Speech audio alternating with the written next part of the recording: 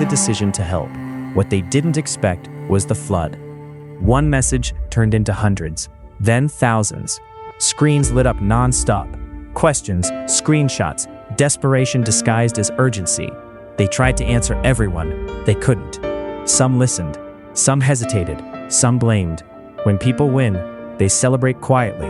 But when they lose, they look for someone to blame. One trader waited too long and blamed profit. Another didn't take the trade and blamed the analyst. Stop-loss watched protection get ignored, and then they blamed her for their loss. Support held, but the beginners couldn't see him. Resistance warned, but they didn't listen. The analyst tracked patterns not in the charts, but in the trader's behavior. The same mistakes, over and over. They all realized something painful. You can help someone and still be blamed for their fear and mistakes. The city grew loud, confused voices, mixed signals, hope turning into noise. Prophet stepped back, not from the market, from the chaos. He called a meeting, and they gathered, not as heroes, as leaders. Teaching didn't just reopen the market, it reopened old wounds. Prophet remembered his first account, the confidence, the oversizing, the moment the market didn't forgive him. Stop-loss remembered being ignored, placed too far, moved too soon, blamed for losses she tried to prevent. Support remembered breaking, levels that should have held, didn't. Resistance remembered chasing, conviction replaced by hope, hope replaced by regret. The room went quiet, not from fear, but from truth. This time they weren't afraid of the market maker. They were afraid of becoming responsible for someone else's pain. Prophet looked up and said, "We can't save everyone. We can only teach the willing."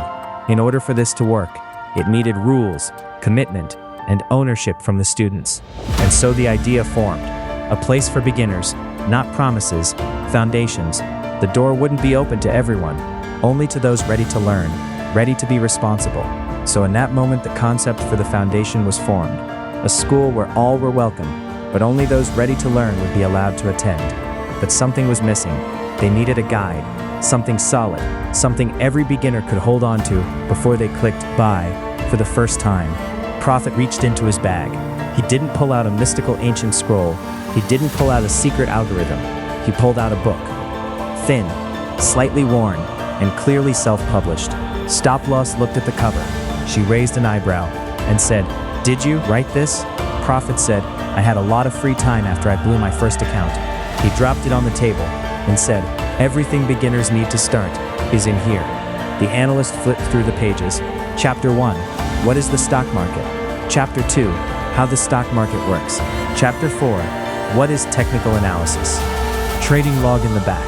She looked up, impressed, and said short, punchy, accurate. She slid the book to the center of the table. Prophet said, "It's not a magic trick. It's just the map, so you don't end up in the same potholes we did." Stop-loss picked it up, smirked and said, "Does chapter 4 saying you're sorry for ignoring me all those times?" Prophet laughed and said, "It's in the footnotes." As they all laughed, Prophet stood up and said, "So it's settled. The first rule of being admitted into the foundation is simple. Read the manual before you start. In the market, knowledge is power, and your foundation is key." The Beginner's Stock Market Journey, available on Amazon. What will the market maker try next? Inspired by The Beginner's Stock Market Journey, The Profit Protector.